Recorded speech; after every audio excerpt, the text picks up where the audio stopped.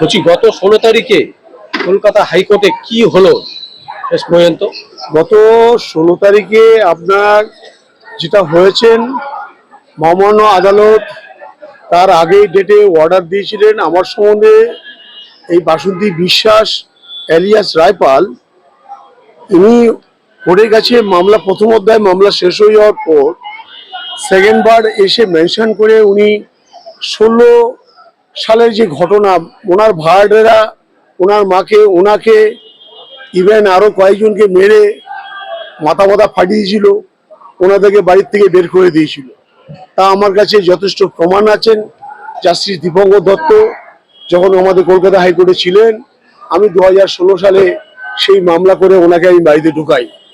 এটা হচ্ছে তার প্রথম একটা দিক।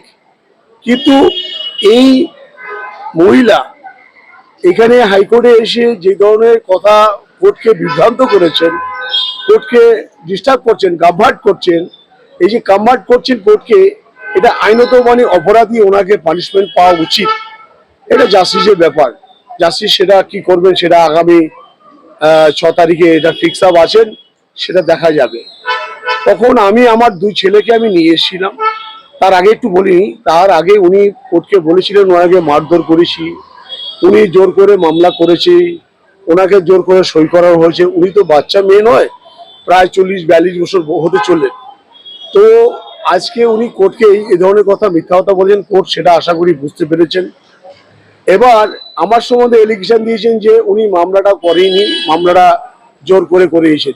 কিন্তু অ্যাপ্লিকেশন রুলস অনুযায়ী আপনারা যারা ভারতবর্ষের লয়ার যারা আছেন বা হাইকোর্টে যারা প্র্যাকটিস করেন, আপনারা ভালো করে জানবেন অ্যাপ্লিকেশন সাইট অনুযায়ী কমিশনারের কাছে যতক্ষণ পর্যন্ত পার্টি না আসবেন ততক্ষণ পর্যন্ত ফাইল হয় না।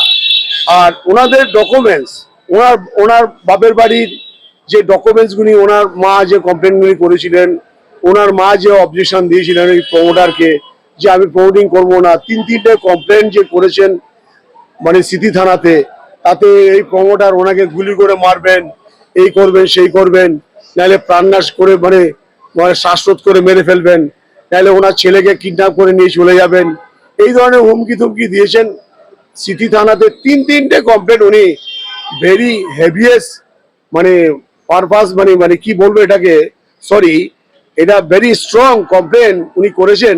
সেই কমপ্লেনটা আপনারা ফলো করবেন, বা আপনারা যদি মনে করেন এটা দেখতে চান তাহলে হাইকোর্টে যে মামলাটা আপনার হেভিয়াস পারপাস যে মামলাটা আছেন সেই মামলাতে আপনার সমস্ত কপি লাগানো আছে। নাম্বার 2, আজকে এই মহিলা হাইকোর্টকে এসে যে ধরনের মিথ্যা কথা বলেছেন, এবং এনার মা পূর্ণিমা বিশ্বাস যে বলেছেন যে ওনাকে আমি মেরেছি বা ওনার টর্চারিং করেছি বা ওনাকে অপদস্থ করছি, অ্যাকচুয়ালি এই সমস্ত কথা টোটালটাই মিথ্যে কথা। কারণ আজকে আমি ওনাদের হয়ে ওনার বাড়ি রক্ষা করার জন্য মানে আমার কাছে এসছেন ওনারা, উনি এসছেন, অ্যাকচুয়ালি উনি এসছেন, ওনারা যে আরো 4 ভাই আছেন তাদের হয়ে আমি মামলা কোনোদিন করিনি, ওনার হয়ে করেছিলাম। উনি যেহেতু মানে ওনার মেয়েকে আমি বিয়ে করেছিলাম অতীতে, সেটা আজকে অন্য জায়গায় এটা পৌঁছে আছেন। কারণ কি দেখুন, এটা আইনগত ব্যাপার, উনি আমার মধ্যে এখন নেই।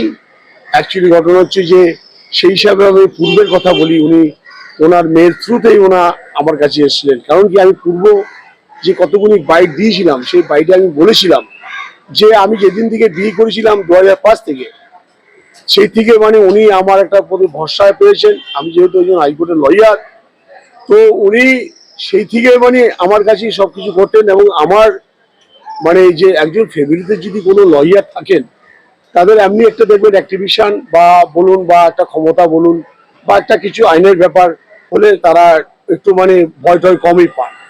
তো ওনার ডিআইডবল ছিলেন। আজকে উনি এবং ওনার মেয়ে এই গত 16 তারিখে লাস্ট হলো, তার আগের অকেশনে এসে কোর্টকে যে ধরনের মিথ্যা কথা বলেছেন টোটালটাই ফলস। এই ধরনের কোনো ঘটনা হয়নি। অ্যাকচুয়ালি ঘটনা হচ্ছে যে এই প্রমোটার এই মোহাম্মদ আবদুল্লাহ বলে একজন আছেন, ওদের হচ্ছে গ্যাং লিডার, আর তাদের মাথা হচ্ছে অতীন ঘোষ, এ হচ্ছে ফ্লোর মাস্টার, আর হচ্ছে শান্তনু সেন হচ্ছে স্কোয়ার মাস্টার। এটা আপনারা গত কয়দিন আগে দেখেছেন সিটি থানাতে ঘেরাও হয়েছিল এবং মারামারি হয়েছিল, আপনারা সারা ভারতবর্ষের মানুষ দেখেছেন। এই শান্তনু সেন একটা হচ্ছে অসাধু একজন মানুষ। ওর বিরুদ্ধে কালীঘাটে কমসে কম কয়েক লক্ষ কাগজ জমা পড়েছে, তথাপিও মমতা ব্যানার্জি তার কোনো সদুত্তর এখনো মানুষ পায়নি। লাস্টে ওনাকে কিছু জায়গার থেকে বরখাস্ত করেছেন ঠিকই কথা, কিন্তু এখন ওর চুরি চামারি উনি যায়নি। ওর বউ হচ্ছেন আরেকজন, উনিও ডাক্তার, উনি চোখের কানের ডাক্তার, যা হোক উনি ডক্টর, একজন সম্মানীয় লোক। ওনাকে বলছি উনিও এই চুরি চামারির মধ্যে যুক্ত। স্মৃতি এলাকার মধ্যে যত ঠিকা প্রপার্টি আছেন, এই ঠিকা প্রপার্টির মধ্যে সমস্ত সব ইনলিগাল ভাবে কাজ করার জন্য স্পেসিফিক ভাবে বলছি আপনাদেরকে, এই শান্তনু সেন এবং কাকুলি সেন, তার মাথায় হচ্ছে নদীন ঘোষ। এ একটা হচ্ছে বদমাস লোক, এতটাই দুশ্চরিত্র লোক, আমি নিজে জানি ওর চরিত্র সম্বন্ধে। ও একটা দুশ্চরিত্র লোক। ওই আব্দুল্লাহ বলে যে আছে, ছেলেগুলি ওর সঙ্গে থাকেন, মেহতাব থাকেন, ওয়াই বলে একটা ছেলে আছেন, ও থাকেন। এরা হচ্ছে সমস্ত হচ্ছে অ্যাকচুয়ালি অ্যান্টি সোশ্যাল ছেলে। গত কয়দিন আগে আমার চেম্বারে গিয়ে ভাঙচুর চালানোর জন্য লোকজন নিয়ে গেছিলেন। আমি ওই যে বাবন দাস বলে এই একটা ছেলে আছেন, ওই ওর বাবার নাম হচ্ছে আপনার শঙ্কর দাস, তার ছেলে, এবং ও একটা মেয়ে নিয়ে থাকেন অলিখিত ভাবে, ওর নাম হচ্ছে তুতুন বল, এর স্বামীর নাম হচ্ছে সুব্রত বল, এর বাড়ি হচ্ছে হৃদয়পুর রেলগেট। এর বাল বাচ্চা ছেড়ে দিয়ে এই মহিলা এই বাবন দাসের সঙ্গে ইলিগাল থাকে। আর এই বাবন দাসের দুই ছেলে মেয়ে আছেন, এর বউকে এত অত্যাচারিত করতেন, মারামারি করতেন। এদের ফ্যামিলিটা হচ্ছে রাবিশ ফ্যামিলি। সেই মহিলাটাই এখান থেকে বেরিয়ে গিয়ে আবার বিয়ে করেছেন ব্যারাকপুর মহিলাটা বাড়ি। আপনারা যদি প্রেসের লোকরা যান ওই 4/H রায়পাড়া লেনে, ওই মহিলার একজন আত্মীয় থাকেন, তার কাছে আরো ডিটেলস কিছু জানতে পারবেন, তারা আপনাকে ভালো করে বলবেন। যাও, লাস্ট অফ অল যে কথাটা আপনাদের কাছে আমি আসছি, আমার ছেলেকে জজ সাহেব নিজেদের চেম্বারে ডেকে আমি বলেছিলাম, my lordship present the my court my to son. Court follow করেছিলেন, তাই কোর্ট চলাকালীন আমার দুই ছেলেকে নিয়ে গিয়ে জিজ্ঞাসা করেছিলেন যে তাদের কি বক্তব্য, তাদের কি হয়েছেন। আমার ছেলেরা যা বলার বলেছেন, যা বক্তব্য বলেছেন জজ সাহেব সেটা বুঝেছেন। ওই যে ওনাকে মারধর করেছি পূর্ণিমা বিশ্বাসকে, এটা মিথ্যা কথা। এই বাসন্তী বিশ্বাস রায়পাল যে আছেন, বাসন্তী বিশ্বাস, তাকে যে মারধর করেছে, এখানে ভুল কথা আমার ছেলেরা বলেছে সেটা জজ সাহেবকে। ইভেন উনি না বলে বাড়ি থেকে পালিয়ে চলে গেছেন। আমার দুই ছেলে পড়তে গেছিলেন, আমি শনিবার দিন বাজারে গেছি, আমার শনি রোববার ছুটি থাকে, যেহেতু হাইকোর্ট খোলা থাকে না, লোয়ার কোর্ট থাকলে আমি যাই, নাহলে কখন যাই না, কিন্তু এসে দেখছি উনি নেই। এটা অ্যাকচুয়ালি ঘটনা যে প্রি প্ল্যান, আমার বিরুদ্ধে এলিগেশন দেওয়া, আমার বিরুদ্ধে করা, ইনি সব প্রমোটাররা এইসব করাচ্ছেন। এই শান্তনু সেন, অতীন ঘোষ, এই যে আব্দুল্লাহ, মোহাম্মদ আব্দুল্লাহ, মোহাম্মদ সেলিম, শঙ্কর দাস, মেহতাব, আর হচ্ছে এখানে আছে আপনার মেহতাব বলে ছেলেটা যে আছেন, এরা হচ্ছে মাস্টার মাইন্ড লোক, এরা হচ্ছে কুখ্যাত সমাজ বিরোধী লোক। তখন আপনাকে আটকাচ্ছি একটু, কারণ একটা প্রশ্ন সবাই করছে, যেটা হচ্ছে যে আপনার ইন্টারেস্ট কি আছে এখন। এখন যেহেতু আপনি আপনার ওয়াইফের সাথে থাকেন না, আপনার শাশুড়িও চাইছে না, তাহলে আপনার কি ইন্টারেস্ট? দেখুন, একটা কথা হচ্ছে ইন্টারেস্টটা এখানে আসছে না সেভাবে। আমরা হচ্ছে একজন সমাজের বিশিষ্ট মানুষ, আমরা একজন আইনজীবী মানুষ, আমাদের কাছে হচ্ছে আইনটাই হচ্ছে সবচেয়ে বড় কথা। ওনারা যে মামলাগুলি হাইকোর্টে করেছেন, ওই যে আপনাকে বললাম আপিলের রুলস অনুযায়ী পার্টি না আসে পর্যন্ত ফাইল হয় না। উনি একটা রেকর্ড কারেকশন মামলা করছেন, কর্পোরেশন লোক, তার বাড়িতে ভিজিট করতে গেছেন, তার রেকর্ড আমার কাছে আছে, যেটা রেকর্ড কারেকশনের জন্য পুণ্যবাসের মামলা করেছেন জাস্টিস গুরুকান্তের ঘরে। এবং বাসন্তী বিশ্বাস এবং রায়পাল যে মামলাটা করেছিলেন, ডেমোলিশনের মামলাটা, ওনারা মিথ্যা সই টই করে, জাল সই করে দিয়ে এই মামলাটাকে ড্রপ করিয়েছেন। আজকে এবিএস পারপাসে যে মামলাটা হয়েছে, অ্যাকচুয়ালি পূর্ণিমা বিশ্বাসকে কিডন্যাপই করেছে, এটা ওনারা তুলে। দেখুন, আমার এই বাসন্তী বিশ্বাস কদিন আগেও আমার কাছে ছিলেন, আপনারা জানেন। উনি এখান থেকে পালিয়ে চলে যান না বলে, তার এই প্রমোটার, এরা হচ্ছে লুবি লোক, টাকার লোভ দেখিয়েছেন। এই পূর্ণিমা বিশ্বাস আমার সম্বন্ধে যে কথা বলছেন, ভগবান তাদেরকে বিশ্বাস করবেন, একটা কথা মানেন, ভগবানকে মানেন কিনা জানি না, আমি ঈশ্বরের কাছে ছেড়ে দিয়েছি। কারণ ওই পুনিয়া বিশ্বাস দেখুন এতটাই পাপ করেছেন, ওনার হাজবেন্ডের সঙ্গে খুব দুর্ব্যবহার করতেন। আজকে ওই মহিলা না মাজা নিয়ে উঠতে পারছে না, হাঁটতে পারেন না। এটা হচ্ছে ঈশ্বরের বিচার। যদি আমি কিছু করে থাকি আমাকে ঈশ্বর বিচার করবে। আর যদি উনি যদি মিথ্যা কথা বলে থাকেন, আর এই বাসন্তী বিশ্বাস রায়পাল যদি মিথ্যা কথা বলে থাকে, এবং যারা যারা মিথ্যা কথা বলে থাকবে, ঈশ্বর তাদেরকে বিচার করবে। আমি নারায়ণের কাছে আমি শপথ করে রাখলাম, তারা বিচার করবে। আমার ইন্টারেস্ট বলে কিছু নেই, আমরা আইনের লোক, আমরা এটাকে চালিয়ে যাব। আমরা জনস্বার্থ মামলা আমি নিজে করব, সত্যকে উদ্ঘাটন আমি করবই করব।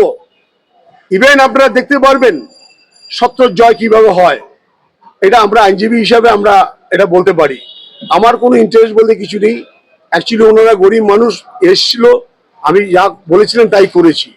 এখন মানে চাপে পড়ে হোক, যেভাবে হোক, ভয় থেকে হোক, উনি তো কমপ্লেন করছে, ওনাকে রিভলভার নিয়ে মাথা ঠেকিয়েছেন, গোজালে নিয়ে মানে ওনার ছেলেকে মানে ভয় দেখিয়েছেন। উনি স্মৃতি থানায় কমপ্লেন করেছে, সেই কমপ্লেনগুলি আজও পর্যন্ত কোনো স্টার্ট করেনি স্মৃতি থানা। এই স্মৃতি থানার যে ওসি মিস্টার সমর ঘোষ, ও হচ্ছে একটা অত্যন্ত নোংরা লোক। ওর মতন ওসিকে মানে জেলে থাকা উচিত। আমরা একটা মামলা করছি, কেননা দেখুন আমি গত দুটো আমি আমার চিফকে আমি কমপ্লেন জানিয়েছি, আমার বারকে জানিয়েছি, এবং আমি জয়েন্ট সিপিকে জানিয়েছি, মানিতলার ডিসি নথকেও জানিয়েছি। যা যা ঘটনা হয়েছেন সেই নিয়ে আমাদের একটা রিট হচ্ছেন। যারা যারা এর মধ্যে পার্টি আছেন আপনারা দেখতে পারবেন, তার পরবর্তীকালে আমরা সবই বলবো।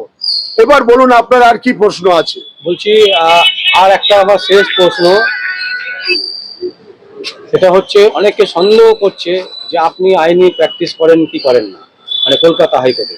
দেখুন এইটা একটা কথা, দেখুন এইটা আপনার যে কথাটা বলছেন কে বা কারা বলছেন জানি না। আমাদের তো লয়ার মধ্যে কিছু কিছু লয়ার আছেন, তারা এই ধরনের কথা আলোচনা করেন। আমার এই যে বারের ব্যাপারটা নিয়ে আপনি যেটা বলছেন, এটা নিয়ে আমার বার কাউন্সিল এই কমর রোডে যেটা আছেন আমাদের বার কাউন্সিলের অফিসটা, যেটা আমার যেটা রেকর্ড অনুযায়ী তাদের কাছে আমাদের সমস্ত সব জমা দেওয়া হয়েছিল।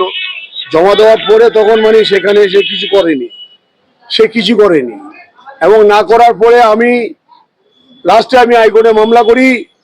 Justice Sanjib Banerjee division bench Subiroy দত্তকে ডেকেছিলেন, কিশোর দত্ত আসেননি, ভয়ে আসেননি, তারা আমার সঙ্গে বিচার করেছিলেন।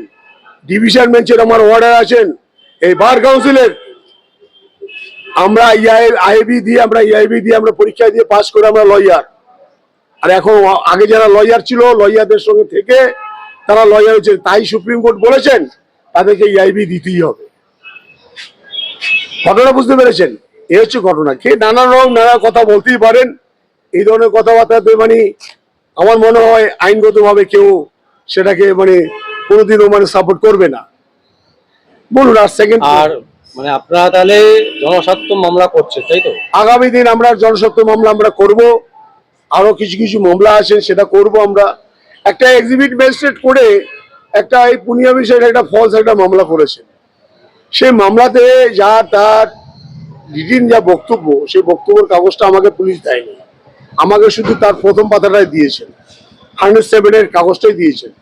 কিন্তু যখন আমি এক্সিকিউটিভ ম্যাজিস্ট্রেট করে গেলাম তখন বললো যে না আমরা এই কপি দিয়ে পাঠিয়েছি, তার মানে ওরা ইচ্ছা করে দেয়নি।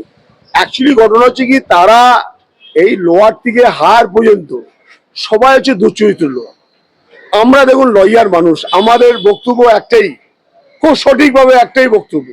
আমার কাছে কোনোদিন আইনের সম্পর্কে, আইন নিয়ে কেউ যদি বাদলামি করে, আমার সেই সিনিয়র হোক আর যেই হোক, আমি কোনোদিন ছাড়ি। এটা ইতিহাসে রেকর্ড আছে, হাইকোর্টে রেকর্ড আছে।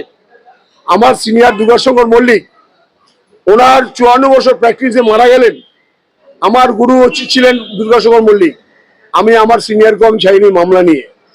মামলায় আমরা কোনো ছাড়ার কোনো জায়গায় নেই। আজকে যে জায়গায় পৌঁছিয়েছেন, আমাদের এটাই আমাদের হচ্ছে রাগ, আমাদের অভিমান, এবং সত্যতাকে প্রমাণ করাটা হচ্ছে আমাদের মেন কাজ। একটা কথা জেনে রাখবেন, ওয়েস্ট বেঙ্গল ঠিকা টেন্ডেন্সি অ্যাক্টে কোথায় লেখা আছে যে ঠিকা প্রপার্টি দানপত্র হয়? যে লোক মারা গেছেন 62 সালে, সে 84 সালে দানপত্র করেন। যার নামে রেকর্ড নেই সে দানপত্র করছেন।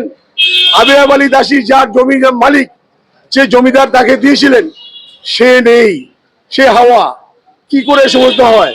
তার একটা প্লট 2.5 কাঠার মতো বাড়ি ছিলেন, যেটা পুনি অফিসে রেকর্ড কারেকশনের মামলা করেছিলেন। সেই মামলাতে বলা আছেন এবং এই বাসন্তী বিশ্বাস রায়পাল একটা আরটিআই করেছেন, সে আরটিআই এখনো জবাব আসেনি। তাতে তাই বলা আছেন, কি করে এগিয়ে কি করে হলো তার জবাব দেওয়া আমাদেরকে কর্পোরেশনকে আমরা বলেছি, এবং ঠিকা টেনিসকেও আমরা বলেছি। ঠিকা টেনিস দিতে সেখানে যা যা বক্তব্য আছেন তাই বলবেন। দেখুন, এইখানে ঠিকা টেনিসের লাস্ট 2003 সালে যে বলা হয়েছে, কখনো মানে দানপত্র করতে পারে না, ডিডো গিফট করতে পারেন না, ডেভেলপমেন্ট এগ্রিমেন্ট করতে পারেন না, এক করতে পারেন 99 ইয়ার্স লিজ ডিড করতে পারেন। সেটাও ঠিক পারমিট করে কিনা আমি জানি না, আমার জানা নেই। তো এ হচ্ছে বক্তব্য। এবার আপনারা বলুন, আপনারা কার কাছে শুনেছেন কি বৃত্তান্ত। দেখুন, হাইকোর্টের মতন জায়গায় দাঁড়িয়ে আমরা লড়াই করি, শত্রুপক্ষ অনেক রকম অনেক কিছুই কথাই বলেন, সেখানে কানে দিতে নেই, নিতে নেই, কখনো নিতে নেই। যে যা বলে যদি খুশি হয় হবে, যারা যেদিকে পড়বে সেদিকে তাদেরকে বোঝানো হবে। নমস্কার। অসংখ্য অসংখ্য ধন্যবাদ।